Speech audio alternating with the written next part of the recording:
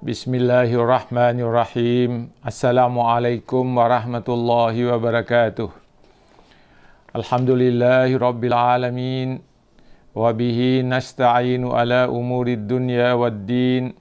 Wassalatu wassalamu ala khairil anam Muhammadin sallallahu alaihi wa ala alihi wa sahbihi wasallam. Amma ba'du. Para pendengar, para pencinta ilmu yang dirahmati Allah Subhanahu wa Ta'ala. Pertama-tama puji syukur kita panjatkan kehadirat Allah Subhanahu wa Ta'ala atas segala rahmat dan karunia yang dianugerahkannya kepada kita sekalian, sehingga kita senantiasa dalam keadaan sehat walafiat, tidak kurang suatu apapun. Sampai pada hari ini kita dapat mengikuti pengkajian kita pada pagi hari ini. Para pendengar, para pencinta ilmu yang dirahmati Allah Subhanahu wa Ta'ala. Pertanyaan kita masih pada pertanyaan, apa yang harus saya lakukan di bumi Allah ini? Jawabannya adalah bertakwa kepada Allah Subhanahu wa Ta'ala.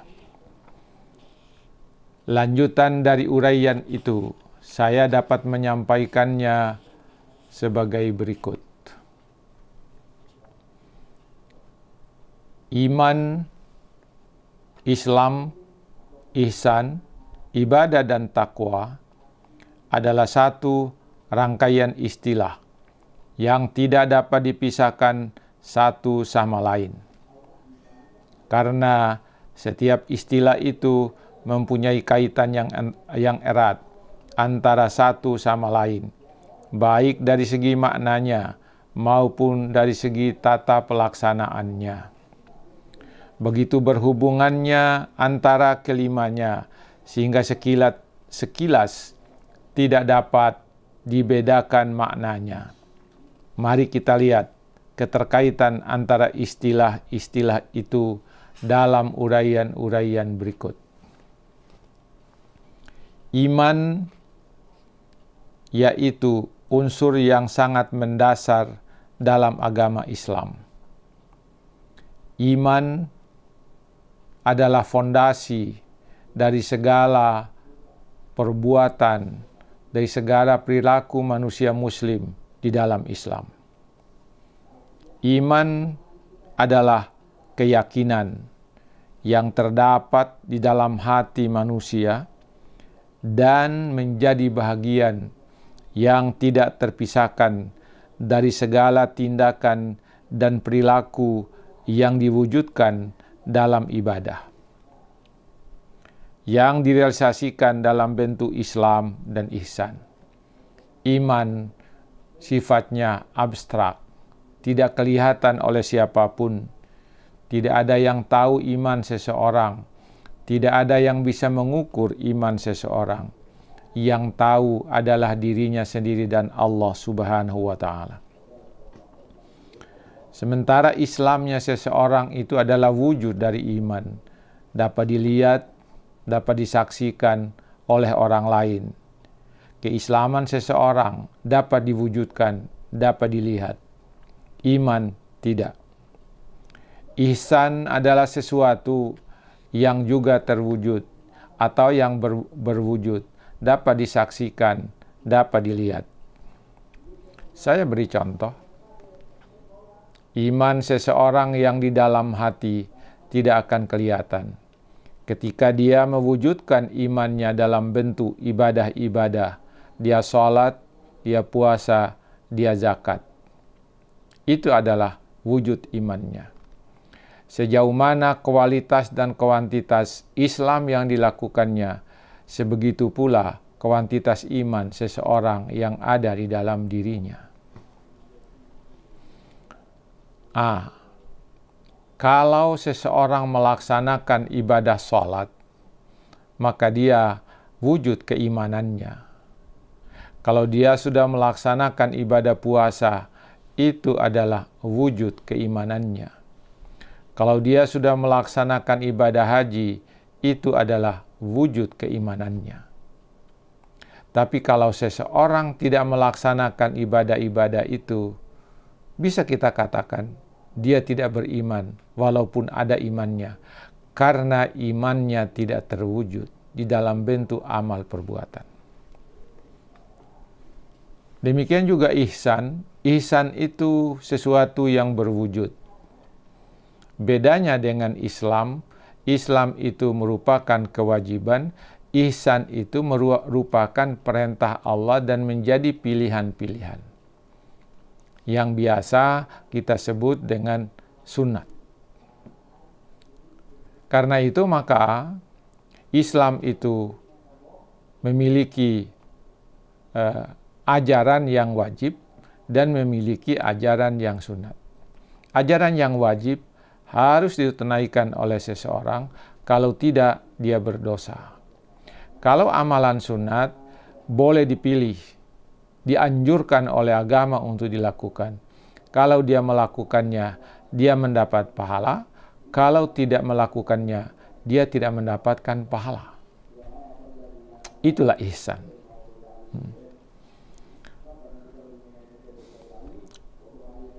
Tentang iman itu disebutkan oleh Allah dalam surah An-Nisa. Dalam surah An-Nisa, surah keempat, ayat 136. Di mana Allah mengatakan, A'udzu billahi minasyaitonir rajim. Bismillahirrahmanirrahim. Ya ayyuhalladzina amanu, aminu billahi wa rasulihi wal kitabil ladzi nazzala ala rasulihi wal kitabil ladzi anzala min qabl. Wa may yakfur billahi wa malaikatihi wa kutubihi wa rusulihi wal yaumil akhir faqad dhalla dhalalan ba'ida. Coba kita lihat, Allah mengajak menyeru orang-orang yang beriman. Apa kata Allah kepada orang yang beriman? Aminu billahi.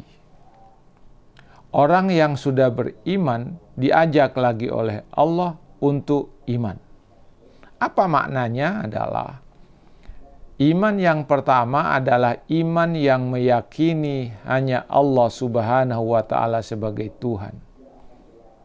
Nah, kemudian ditegaskan lagi oleh Allah di dalam ayat itu, aminu, berimanlah billahi kepada Allah, wa rasulihi, rasulnya, wal kitabil ladzi nazzala ala rasulihi, dan kitab Al-Quran yang Allah turunkan secara bertahap kepada rasulnya.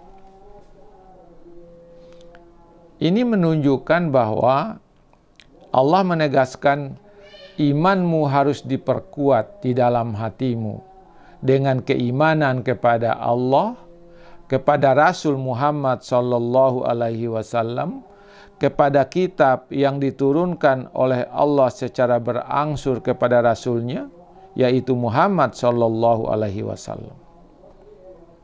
Kemudian wal kitabil ladzi anzala min qabl, dan kepada kitab yang diturunkan kepada para nabi sebelumnya. Ini perintah Allah.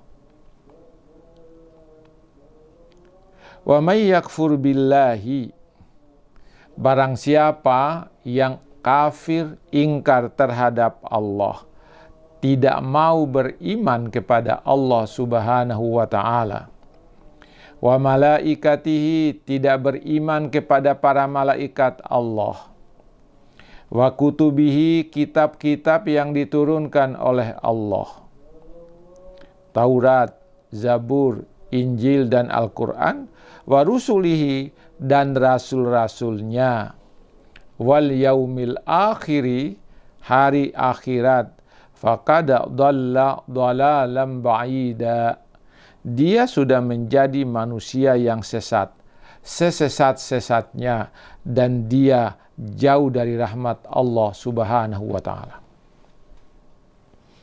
Para pendengar, para penonton, para pencinta ilmu yang dirahmati Allah Subhanahu wa ta'ala, ini penegasan Allah terhadap iman seseorang. iman itu adalah sesuatu yang ada dalam keyakinan seseorang, yang ada dalam diri seseorang, yang tidak bisa diketahui oleh orang lain kecuali oleh dirinya sendiri dan Allah Subhanahu wa Ta'ala. Maka iman saja tidak cukup, iman saja yang ada dalam hati kita tidak cukup, harus ada wujud iman. Itulah wujud iman itu dalam bentuk Islam, melaksanakan semua perintah Allah dan meninggalkan semua larangan Allah Subhanahu wa Ta'ala. Ketika Anda melaksanakan ibadah-ibadah kepada Allah dengan melaksanakan ajaran-ajaran Islam, salat, puasa, zakat, haji, dan lain-lain, pada hakikatnya Anda sudah mewujudkan imannya. Kita tidak tahu iman seseorang kalau tidak diwujudkan dalam bentuk amal perbuatan.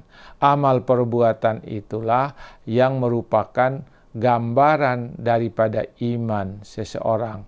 Iman yang ada di dalam hatinya itu.